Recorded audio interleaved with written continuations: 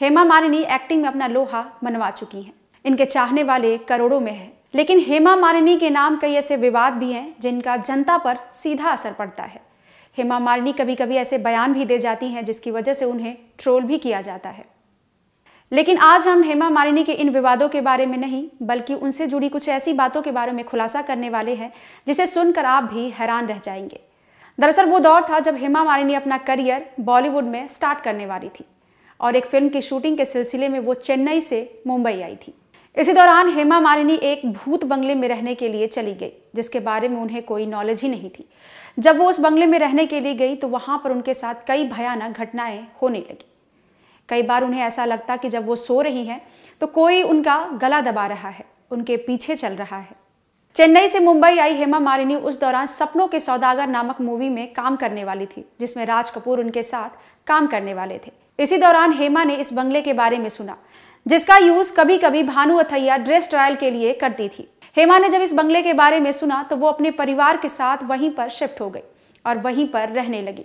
लेकिन वहां पहुंचते ही कुछ ही दिनों के बाद आधी रात को उनके साथ कई डरावनी घटनाएं होने लगी। उन्हें डरावने सपने आते, उन्हें लगता कि कोई उनका गला दबा रहा है और उनके आगे पीछे घूमता, जिसके बाद उन्होंने इस बारे में अपनी माँ से बात की और उसके बाद वो अपनी माँ के साथ ही सोने लगी। लेकिन फिर भी उस घर में ये घटनाएं होनी बंद नहीं हुई।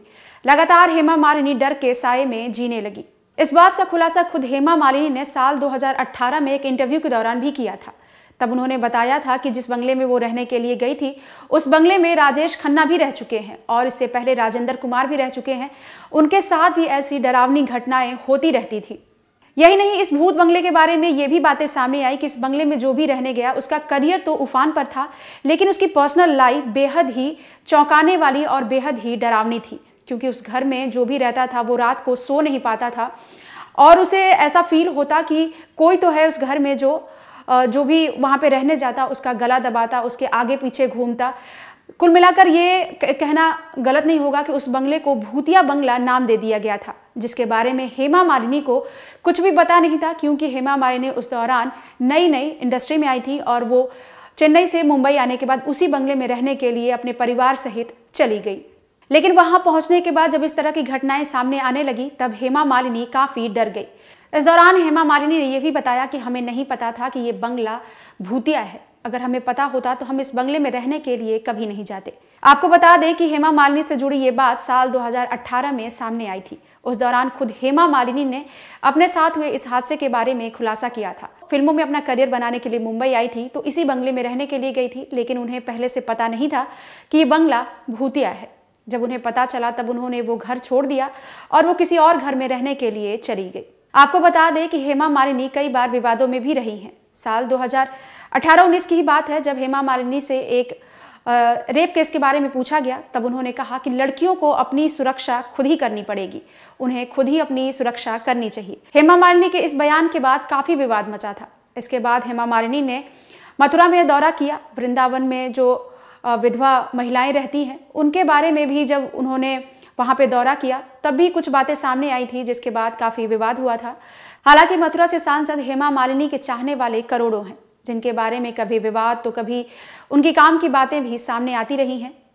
इसके अलावा आपको बता दें कि हेमा मालिनी जब शुरुआती दौर में थी तब उन्हें एक फिल्म ऑफर की गई थी, जिसमें बाद में जीनत अमान ने काम किया था। इस फिल्म का नाम है सत्यम शिवम सुंदरम।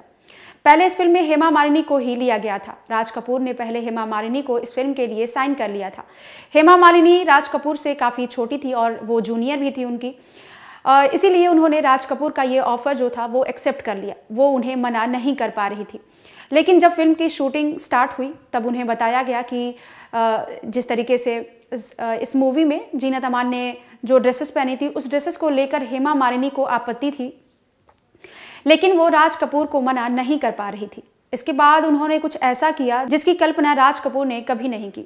फिल्म की शूटिंग स्टार्ट होने वाली थी और हेमा मालिनी वहां पर पहुंची थी। जब उन्हें वो ड्रेस दिया गया पहनने के लिए और उन्हें बताया गया तब वो चुपके से वहां से चली गई। हालांकि इस दौरान राज कपूर ने हेमा मालिनी से कुछ भी नहीं कहा। वो समझ गए कि हेमा मालिनी इन कपड़ों में कंफर्टेबल नहीं है और वो इस तरीके के रोल में भी अपने आप को सहज नहीं कर पा रही। इसीलिए उन्होंने राज कपूर को मना करने से अच्छा उस फिल्म का जो सेट था वहीं से चली गई। हालांकि आज भी हेमा मालिनी के रिश्ते राज कपूर से खराब नहीं हुए। राज कपूर इस दुनिया में नहीं है, लेकिन कपूर फैमिली के साथ हेमा मालिनी के रिश्ते आज भी बरकरार हैं। बॉलीवुड से जुड़ी और भी तमाम ऐसी खबरें हैं जिनके बारे में कई बार खुलासे होते रहते हैं।